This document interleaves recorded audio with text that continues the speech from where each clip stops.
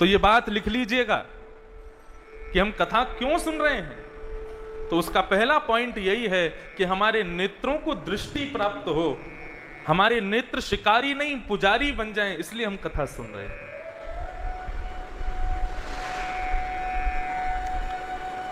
सूरदास जी, सूरदास जी का नाम तो सबने सुना ही है। श्री सूरदास जी महाराज एक बार रात्रि में ठाकुर जी का दर्शन करने के लिए जा रहे थे। हाथ में लालटेन लेकर के जा रहे थे। सूरदास जी के पास नेत्र तो थे नहीं, जन्म से अंधे थे। हाथ में लालटेन लेकर के ठाकुर जी का दर्शन करने जा रहे थे। तो इतने में ही सामने एक वैष्णव मिला। उस वैष्णव ने पूछा, सूरदास जी आप कहां जा रहे हो? सूरदास जी ने कहा, मैं ठाकुर जी का दर्शन करने के लिए जा रहा हूं। उन्होंने कहा, बोले देखो, दर्शन तो वो लोग करते हैं जिनके पास देखने के लिए आंखें हों। हम इसलिए दर्शन करते हैं क्योंकि ठाकुर जी ने हमको आंख दी है, लेकिन आपके पास तो आंख है नहीं, तो फिर आप क्यों आते हो मंदिर में? सूरदास जी बड़ी अच्छी बात कहते हैं, बोले कि भले ही मेरे पास आंख नहीं है, लेकिन ठाकुर जी के पास तो आंख है ना। मैं उनको देखने नहीं आता, मैं खुद को उनको दिखाने आता हूं। हम बिहारी जी का दर्शन करने नहीं जाते हैं, हम बिहारी जी के सामने इसलिए खड़े होते हैं कि बिहारी जी हमको देख लें, एक बार उनकी दृष्टि हमारे ऊपर पड़ जाए। और ठाकुर जी उसी को देखते हैं जो देखने आया है उसको नहीं देखते, जिसके पास दृष्टि है, जो दर्शन करने आया है, बिहारी जी उसको देखते हैं। जिसको ये मतलब नहीं है कि बिहारी जी ने क्या पहना, बिहारी जी कैसे लग रहे हैं, बिहारी जी क्या पा रहे हैं, बिहारी जी का बंगला कैसा, नहीं। उसको ये है कि जल्दी दर्शन करके बाहर जाएं, चाट बल्ला खामे जाकर के। बिहारी जी उसको नहीं देखते। प्रेम और भाव से जो केवल बिहारी जी को देखने आया है, ठाकुर जी उसको देखते हैं, उसका दर्शन करते हैं। दृष्टि होनी चाहिए और वो भागवत आपको प्रदान करेगी वो दृष्टि। 100 का नोट है तो कागज ही, उस पर लिखा होता है 100 रुपया, इंग्लिश में लिखा होता है 100 रुपीज, संस्कृत में ना जाने कितनी भाषाओं में लिखा होता है 100 रुपया। हम लोग जब 100 रुपया को देखते हैं उसको मोड़ करके अपनी जेब में रख लेते हैं। क्यों? क्योंकि हम जानते हैं कि 100 का महत्व क्या है। लेकिन वही 100 का नोट किसी अबोध बालक को दे दिया जाए, छोटे से बालक को दे दिया जाए, जिसको ये नहीं पता कि 100 का मतलब क्या होता है, 100 के अक्षर का तात्पर्य क्या होता है, ये प्रिंटेड नोट जो है इसका मूल्य कितना है, वो बालक तो उसको मुख में ही लेगा, वो बालक तो उसको फाड़ ही देगा। ठीक वैसे ही बंधुओं, हम उस अबोध बालक की तरह हैं। हमको ठाकुर जी का मूल्य नहीं पता, ठाकुर जी की कथा का मूल्य नहीं पता। हम केवल कानों से सुनते हैं, आंखों से देखते हैं। कानों में ग्रहण की शक्ति और आंखों में दर्शन की शक्ति, ये 2 शक्तियां हमें प्राप्त हो जाएं तो समझो हमने कथा सुनी है। और इन 2 शक्तियों के लिए ही हम कथा में आए। हमारे नेत्र पुजारी हो जाएं और कानों में श्रवण की शक्ति प्रकट हो जाए, ऐसी हमारी प्रार्थना है। मैं अपनी हर कथा में कहा करता हूं बंधुओं, ये एक पाठशाला है, ये एक विद्यालय है कथा। यहां आप सब लोग जीवन रूपी परीक्षा को पार करने की विद्या प्राप्त करने के लिए आते हो। जीवन की 3 घंटे की परीक्षा होती है, बाल अवस्था, युवावस्था और वृद्धावस्था। ये 3 घंटे की परीक्षा है हमारा जीवन। 3 घंटे पूर्ण होने के बाद यमराज आकर के हमसे ये जीवन रूपी परीक्षा छीन लेंगे। इसलिए इस 3 घंटे की परीक्षा को सही से हल करने के लिए ये एक पाठशाला है। यहां हम पढ़ाने वाले अध्यापक हैं, आपको पढ़ाने के लिए आए हैं, कुछ सिखाने के लिए आए हैं। यहां यदि ध्यान से बैठ लोगे, यहां यदि भाव से श्रवण कर लोगे, तो अपनी जीवन रूपी 3 घंटे की परीक्षा को बड़ी आसानी से हल कर लोगे, उसमें दिक्कत नहीं होगी फिर। इसलिए बंधुओं, ये 7 दिन की पाठशाला है, 7 दिन का ये विद्यालय यहाँ खुला है। वृंदावन से हम सब आए हैं। बड़े प्रेम और भाव से आप सब लोग विराजिएगा और एक एक शब्द को सुनिएगा। और हो सके तो कागज और कॉपी पेन लेकर के बैठा करो। जो बात अच्छी लगे तुरंत उसको लिख लिया करो, जीवन में उपयोगी होती है।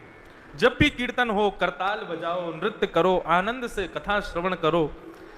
एक आसन अपने साथ लेकर के आया करो, उसी आसन पर बैठ कर के कथा श्रवण किया करो। अनेकों भाव हैं, सबको प्रणाम करते हुए अब महात्म में हम लोग प्रवेश करते हैं, भागवत के महात्म को श्रवण करते हैं और कथा इसके कथा भवसागर में, भवसागर से पार करने वाली इस कथा गंगा में अवगाहन करते हैं। आप लोग सुबह शायद यहाँ दर्शन किए हो, यहाँ रासलीला भी हो रही थी सुबह। तो हमारे ब्रज के संत जो हैं वो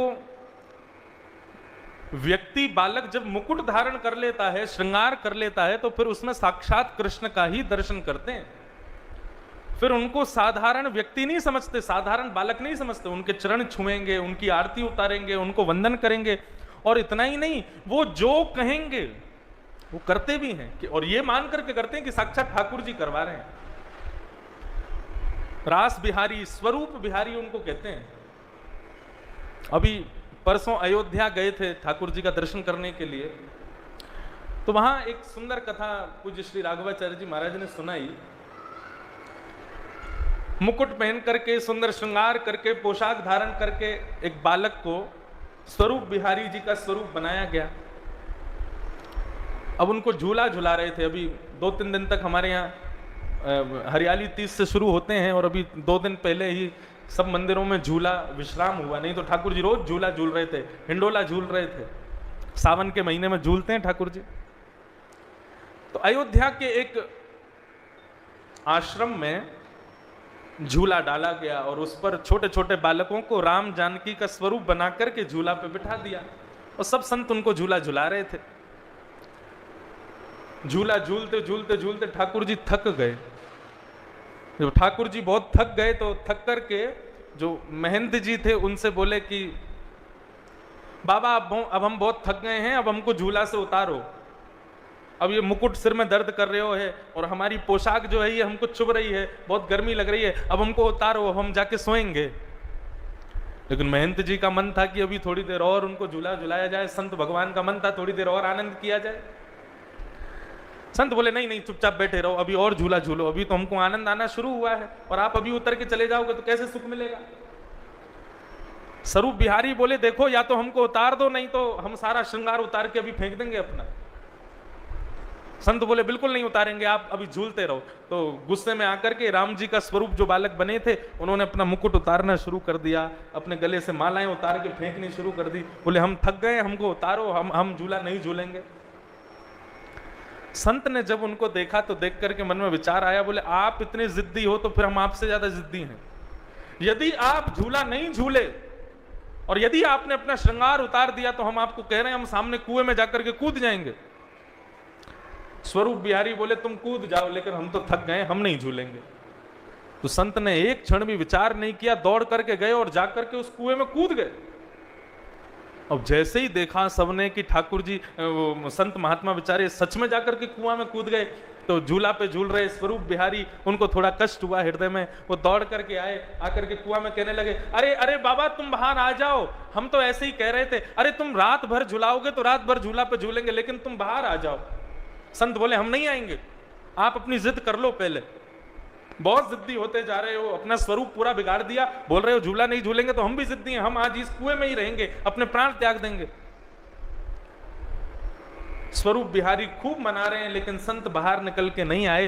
तो नन्हे से स्वरूप जो राम जी के थे वो गए और जाकर के झूला पे झूल रही किशोरी जी यानी कि सीता जी, उनके पास गए और जाके बोले देखो बाबा आ नहीं रहे बाहर, तुम जाके मनाओ। तो जैसे ही नन्ही सी किशोरी जी वो जैसे ही चल करके गई और जाकर के उन्होंने कुआं में भीतर झांका और झांक करके कहा बाबा अब बाहर आ जाओ, हट छोड़ दो। जैसे ही संत ने देखा कि नन्ही सी सुकुमारी किशोरी जी भीतर झांक रही है कुआं में, तो बाबा कहने लगे अरे किशोरी जी मैं बाहर आ जाऊंगा, आप मत झांको। क्यों? बोले राम जी झांके वो कोई बात ना, आप इतने गहरे कुएं में झांकोगे कहीं आपको डर नहीं लग जाए, कहीं आपको कहीं डर ना लग जाए, इसलिए आप मत झांको, मैं अभी बाहर आ रहा हूं। और इतने में संत निकल के बाहर गए और जाकर के रघुनाथ जी को, किशोरी जी को, दोनों के चरणों को अपने शीश से लगाया, बार बार वंदन किया, दोनों को हिंडोला में बिठा करके फिर से झुलाने लगे। ये कथा सुनाने का मेरा भाव क्या है? वही बात, हमारे पास नेत्र तो हैं लेकिन दृष्टि नहीं है। हम गोपाल जी, छोटे छोटे गोपाल जियों को अपने घर में ले तो आते हैं, लेकिन उनकी सेवा ऐसे करते हैं जैसे कि ये घर के अनवांटेड सदस्य हैं। एक कोने में छोटी सी जगह पे उनको बिठा देते हैं। ना उनके वस्त्र बदलते, ना उनको भोजन प्रसाद बढ़िया से लगाते, ना उनका श्रृंगार करते, ना उनकी इत्र से मालिश करते हैं, ना उनको समय समय पर जैसा जो देना चाहिए वो देते हैं, बस एक कोने में बैठा करके रखते हैं। नहीं, उनके प्रति चैतन्य भाव रखो, उनको घर में उचित स्थान प्रदान करो, समय पर भोजन, समय पर जलपान, समय पर उनकी सेवा, समय पर सब व्यवस्थित रखो। आंखों से सेवा मत करो, दृष्टि से सेवा करो। वो कब होगा? जब उनके प्रति चैतन्य भाव रखोगे। हमारा बालक रोता हुआ कहता है, मां मुझे भूख लगी है, तो हम उसके लिए बढ़िया सा कुछ बना देते हैं, लेकिन अपने ठाकुर जी को भोग में चना चनौरी रख देते हैं, चना रख देंगे, बतासे रख देंगे, और एक आध कोई ऐसे सामान रख देते हैं, और ड्राई फ्रूट रख देते हैं, क्या वो बादाम रख देंगे, काजू पिस्ता रख देंगे, ठाकुर जी पूरे दिन इसी को पाओ। अरे जब हम पूरे दिन बादाम पर नहीं रह सकते, ठाकुर जी क्यों रहे? उनके लिए भी 56 भोग बनाओ। और लोगों की एक और विडंबना, ठाकुर जी का भोग कैसे लगाएं? क्यों नहीं लगा सकते? हमारे घर में तो प्याज बनती है।